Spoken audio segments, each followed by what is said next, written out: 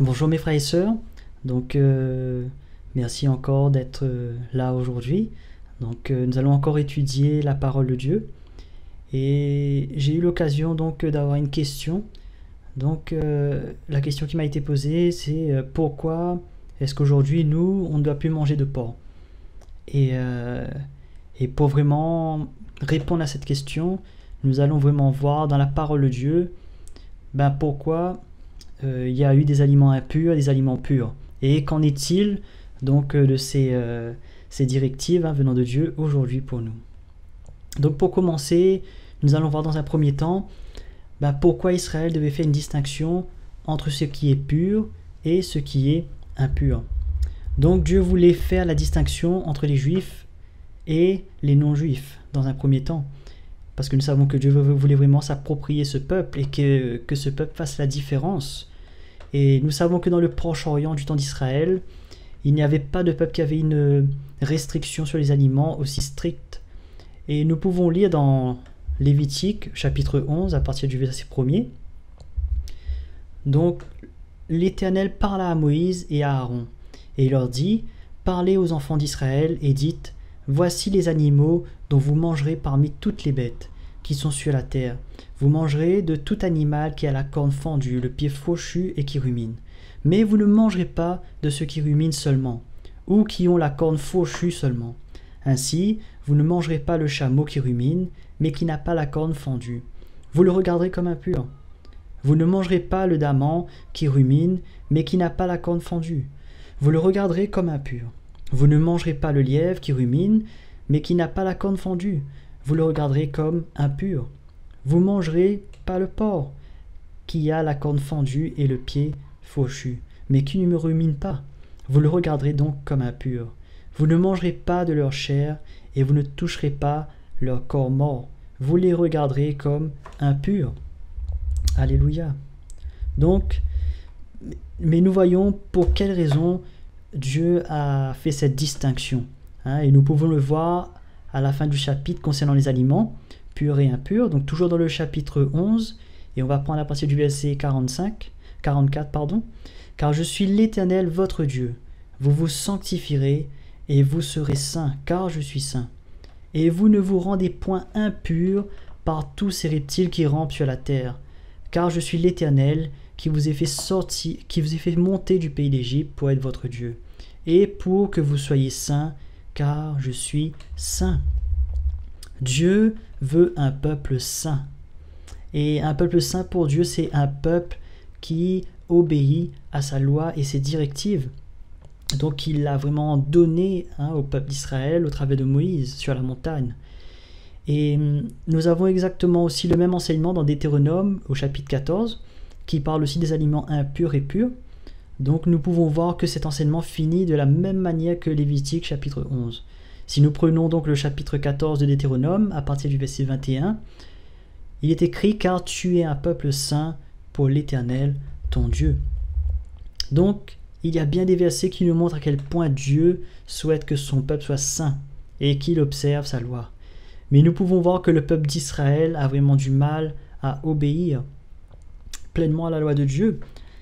Et nous voyons aussi dans Ésaïe, le chapitre 65, au verset 3, « Vers un peuple qui ne cesse de m'irriter en face, sacrifiant dans les jardins et brûlant de l'encens sur les briques, qui fait des sépulcres sa demeure et passe la nuit dans les cavernes, mangeant de la chair de porc et ayant dans ses vases des mets impurs. » Donc nous voyons à quel point la condamnation était grande pour ceux qui sont sous la loi et ceux qui devaient respecter cette distinction.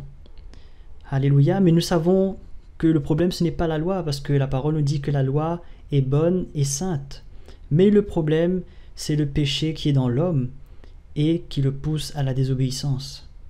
Et de cette manière, nous entrons dans la deuxième partie.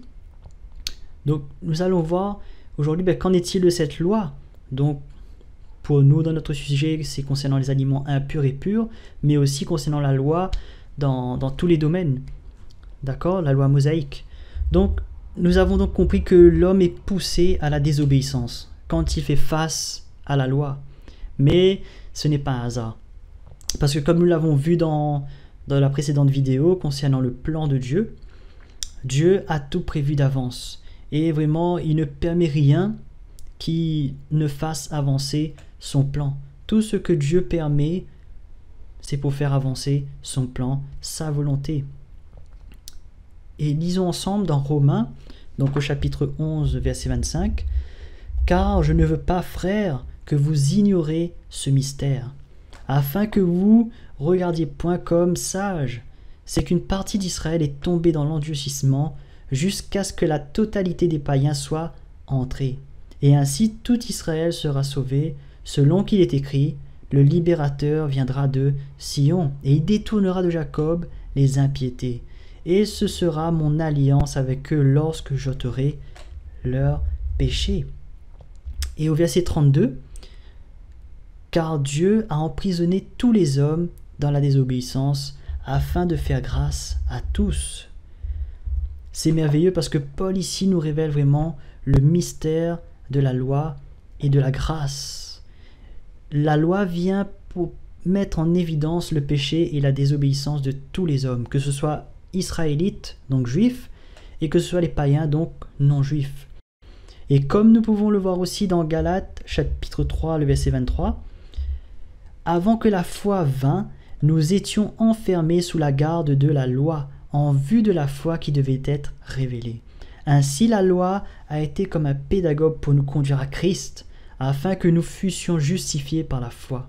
La foi étant venue, nous ne sommes plus sous ce pédagogue. » Donc finalement, la loi dans le plan de Dieu servait à nous conduire vers la grâce, que ce soit juif ou non juif.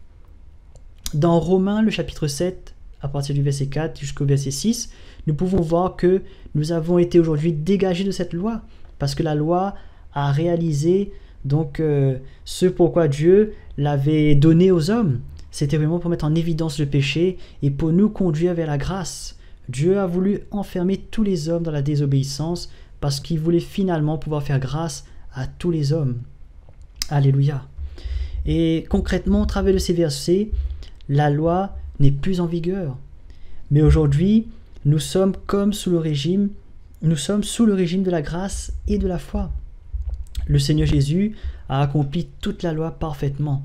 Et aujourd'hui, nous n'avons plus à satisfaire les exigences de la loi. Ça, c'est important. Hein. Et ce n'est pas évident à saisir parce que même dans le temps des Actes des Apôtres, cela fut vraiment difficile à comprendre. Pour l'apôtre Pierre, il a fallu que Dieu intervienne au travers d'une vision. Hein. Donc dans Actes chapitre 10 et le chapitre 11, pour que vraiment il puisse comprendre que son intelligence et son appréciation des choses pures et impures devaient être changées. Le standard en vigueur, ce n'était plus la loi, mais c'était la foi et la grâce que Dieu avait emmené au travers de Jésus-Christ. Et nous pouvons lire au verset 28 dans Acte 10, « Vous savez, leur dit-il, qu'il est défendu à un juif de se lier avec un étranger ou d'entrer chez lui. Mais Dieu m'a appris à ne regarder aucun homme comme souillé et impur. » Donc nous voyons ici que Dieu a changé. Dieu a dit à Pierre de ne plus considérer donc les non-juifs comme des étrangers ou comme des impurs. Parce que ça avait changé, la loi s'était terminée. Donc aujourd'hui c'était la grâce de Dieu. Et cela nous conduit donc à notre troisième partie. Donc maintenant pour nous aujourd'hui, existe-t-il toujours des restrictions concernant les aliments sous la grâce et la foi? Dans le Nouveau Testament, c'est le Seigneur Jésus qui nous donne une direction concernant ce sujet. Et nous allons lire ensemble dans Matthieu, chapitre 15, à partir du verset 17. « Ne comprenez-vous pas que tout ce qui entre dans la bouche va dans le ventre, puis est jeté dans les lieux secrets? Mais ce qui sort de la bouche vient du cœur, et c'est ce qui souille l'homme. Car c'est du cœur que viennent les mauvaises pensées, les meurtres, les adultères, les impudicités, les vols, les faux témoignages et les calomnies. Voilà les choses qui souillent l'homme. Mais manger sans s'être lavé les mains, cela ne souille point l'homme. » Si nous nous arrêtons au verset 19, nous pouvons facilement comprendre que tout ce qui entre dans notre bouche ne peut pas nous souiller. Mais le verset 20 nous éclaire un peu plus, car ici nous voyons que le Seigneur Jésus a parlé concernant manger sans s'être lavé les mains. Et le Seigneur Jésus n'a pas parlé concernant un aliment impur, mais ici il a parlé de manger de la nourriture avec les mains sales. Donc on a besoin de plus de précision encore pour vraiment comprendre. Donc dans le Nouveau Testament, donc aujourd'hui pour nous, qu'est-ce qu'il en est? Et nous allons voir ce que Paul nous dit dans Actes, le chapitre 15, au verset 19. C'est pourquoi je suis d'avis qu'on ne crée pas des difficultés à ceux des païens qui se convertissent à Dieu, mais qu'on leur écrive de s'abstenir des souillures des idoles, de l'impudicité, des animaux étouffés et du sang. Car depuis bien des générations, Moïse a dans chaque ville des gens qui le prêchent, puisqu'on le lit tous les jours de sabbat dans les synagogues. Donc ici nous voyons que 4 impositions considérées comme nécessaires ont été données donc aux païens, donc qui croyaient dans le Seigneur Jésus. Donc premièrement, les souillures des idoles, donc les viandes sacrifiées aux idoles en abomination juive et qui finissaient généralement sur les étals des marchés comme viande de boucherie. Deuxièmement, l'impudicité, donc c'était vraiment des pratiques païennes, des prostituées, il y avait vraiment donc tout ce qui est lié à l'impudicité. Ensuite au verset 3, le troisièmement, les animaux étouffés dont le sang restait dans la chair. Et quatrièmement, le sang considéré comme sacré sous l'ancienne alliance. Donc avant d'entrer dans oui, nous devons respecter ces 4 impositions ou non, cela ne s'applique plus à nous aujourd'hui, nous allons réfléchir pour vraiment comprendre ce passage. C'est vraiment important. Donc, si nous disons qu'à ce moment précis, les directives, que ces directives-là étaient temporaires, cela voudrait dire clairement que ces 4 sujets étaient temporaires, donc y compris les idoles et l'impudicité, ils pouvaient être à nouveau pratiqués. Donc cela, je pense que dans un premier temps, n'aurait aucun sens. Et c'est là que nous pouvons voir que la source du problème n'est pas le fait que c'est temporaire. Nous ne devons pas nous poser la question, est-ce que c'est quelque chose de temporaire ou pas? Parce que ici, nous avons bien 4 points qui sont importants. Ce n'est pas uniquement le sang ou la viande étouffée, mais on nous parle aussi d'idolâtrie et d'impudicité. Mais qu'est-ce qui a donc poussé le Saint-Esprit et la congrégation donc de Jérusalem à prendre cette décision? Donc, lorsque les apôtres et les anciens se sont rassemblés, ils auraient bien pu se dire que le point principal, pour ne pas scandaliser les Juifs, serait de se faire circoncire, mais ce ne fut pas le cas. Et nous voyons dans le Nouveau Testament que cette question de la circoncision a souvent été un débat. D'ailleurs, la réunion exceptionnelle des apôtres et des anciens à Jérusalem a été provoquée par ce même débat, la circoncision. Et ça, nous le voyons au verset 1er. Donc, pourquoi avoir choisi ces 4 raisons? Alors que si c'était une question de ne pas scandaliser les Juifs, on aurait pu choisir la circoncision ou d'autres choses encore qui étaient importantes, l'observation de la loi, etc.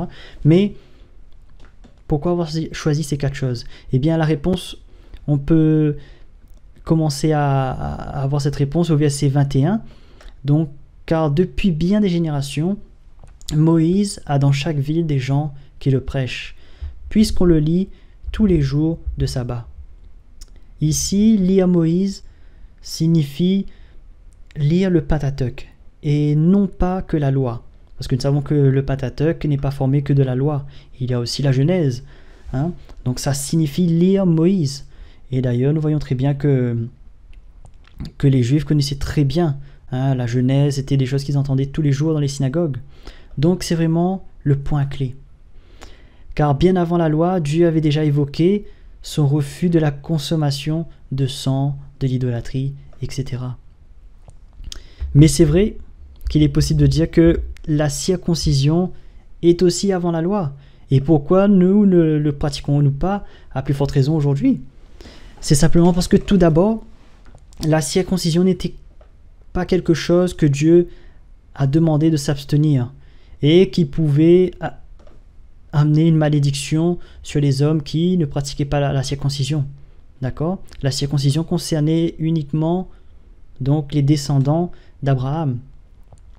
Mais nous voyons clairement que c'est le signe de l'alliance que Dieu a établie avec son peuple, Israël. Et dans Genèse, au chapitre 17, le verset 9, Dieu dit à Abraham, « Toi, tu garderas mon alliance, toi et ta postérité après toi. Tout mâle parmi vous sera circoncis. Vous vous circoncirez, et ce sera un signe d'alliance entre moi et vous. » Et d'ailleurs, même les apôtres et les anciens considèrent que cette circoncision avait changé sous le régime de la grâce, et que désormais elle était faite dans le cœur par l'esprit, et non dans la chair. Donc nous voyons que pour la circoncision, des révélations étaient données par la suite, des éclaircissements étaient donnés par la suite. Et nous pouvons donc dire finalement que l'idolâtrie, les viandes étouffées, l'impudicité et le sang restent en vigueur, car elles ne sont jamais considérées comme changées ou plus valables aujourd'hui selon la parole de Dieu. Mais avant de conclure, vraiment pour appuyer cette position, lisons dans Genèse à partir du chapitre, donc au chapitre 9, verset 3, « Tout ce qui se meut et qui a vie vous servira de nourriture. Je vous donne tout cela comme l'herbe verte. Seulement, vous ne mangerez point de chair avec son âme, avec son sang. Sachez-le aussi, je redemanderai le sang de vos âmes, et je le redemanderai à tout animal. Et je redemanderai l'âme de l'homme à l'homme qui est son frère. » Le Saint-Esprit, les apôtres et les anciens ont trouvé bon de garder ces 4 restrictions. C'est quelque chose qui ne peut pas changer. Mais nous allons partir un peu plus loin, car Dieu est un Dieu sage et tout se fait, comme nous le disons depuis le début, pour l'accomplissement du plan de Dieu. D'accord ? Donc, nous pouvons voir que la motivation première des apôtres et des anciens en prenant cette décision était de sauver. C'est pour cela que Paul, dans ses épîtres par la suite, donne une certaine liberté de consommation, donc concernant les aliments bien sûr, en fonction des personnes en face de nous. Il est important de comprendre que la liberté qui existe sur les aliments n'est pas là pour notre satisfaction personnelle, mais pour faire la volonté de Dieu. Et pour bien comprendre cela, nous lisons dans 1 Corinthiens, le chapitre 9, au verset 19, « Car bien que je sois libre à l'égard de tous, je me suis rendu le serviteur de tous afin de gagner le plus grand nombre. Avec les Juifs, j'ai été comme Juif, afin de gagner les Juifs. Avec ceux qui sont sous la loi, comme sous la loi, quoique je ne sois pas moi-même sous la loi, afin de gagner ceux qui sont sous la loi. Avec ceux qui sont sans loi, comme sans loi, quoique je ne sois point sans loi, sans la loi de Dieu, étant sous la loi de Christ, afin de gagner ceux qui sont sans loi. J'ai été faible avec les faibles, afin de gagner les faibles. Je me suis fait tout à tous, afin d'en sauver de toute manière quelques-uns. Je fais tout à cause de l'Évangile, afin d'y avoir part. » Donc ce passage est vraiment fort. Nous voyons ici que, vraiment dans la pensée de Paul, tout ce qu'il a fait, toutes les décisions qu'il a prises pour peut-être ne pas choquer certaines personnes, pour ne pas être un obstacle pour prêcher l'évangile, tout ce qu'il a fait, il le dit bien, c'était pour gagner le plus grand nombre, pour gagner ceux qui sont sous la loi, ceux qui sont sans loi, ceux qui sont faibles. Il s'est fait tout à tous. Mais bien sûr, il nous dit que il ne s'est pas considéré comme sans loi, il n'est pas parti pour enfreindre la parole de Dieu, car il comprenait qu'il était quand même sous la loi de Christ. Mais il a tout fait à cause de l'évangile. Et ça, c'est vraiment une précision importante, mes frères et sœurs, que j'appuie dessus. On ne décide pas de manger ou pas du sang, de la viande étouffée, de la viande sacrifiée, pour un plaisir personnel, ou parce que nous trouvons bon ou pas. Non, la parole ne nous parle pas de ça ici. On nous parle vraiment d'une motivation selon la parole, vraiment pour sauver et gagner les âmes. Et ça, c'est quelque chose d'important. Et d'ailleurs, c'est pour cela, mes frères et sœurs, si aujourd'hui nous mangeons du sang, de la viande étouffée, ou si nous nous faisons circoncire comme Paul a dû le faire avec Timothée, cela ne peut être que pour une seule raison, c'est de sauver le plus grand nombre. Que toutes nos décisions et nos pratiques soient vraiment inspirées d'une même motivation, celle de tout faire pour la cause de l'Évangile.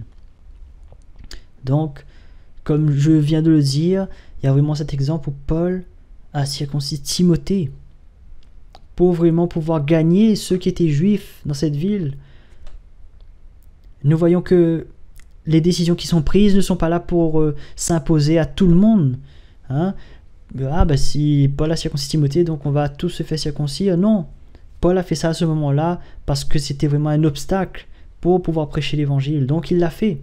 Mais il ne considérait pas comme tel que c'était vraiment la circoncision venant de Dieu, mais il l'a fait pour pouvoir accéder à leur cœur. Bien sûr, j'insiste encore, nous sommes sous la loi de Dieu. Nous n'allons pas non plus adorer des idoles ou faire des choses impures, mais vraiment dans la limite que Dieu peut nous permettre et vraiment dans la sagesse de Dieu. Donc, que Dieu vous encourage, mes frères et sœurs. Donc, j'espère que vraiment vous avez compris que ces 4 choses, ces 4 impositions venant de la congrégation de Jérusalem ce jour-là, s'appliquent toujours à nous dans le principe général de notre vie. C'est la généralité pour tous les chrétiens. Mais dans la spécificité, dans des cas bien spécifiques, il peut arriver que nous pouvons déroger. Et c'est là que les versets que Paul nous a donnés, dans cette liberté des aliments, dans ce non-jugement, il faut vraiment que ce soit pour sauver les âmes. Alléluia. Donc, nous nous reverrons bientôt. Et donc, que le Seigneur nous éclaire encore. Donc, à bientôt.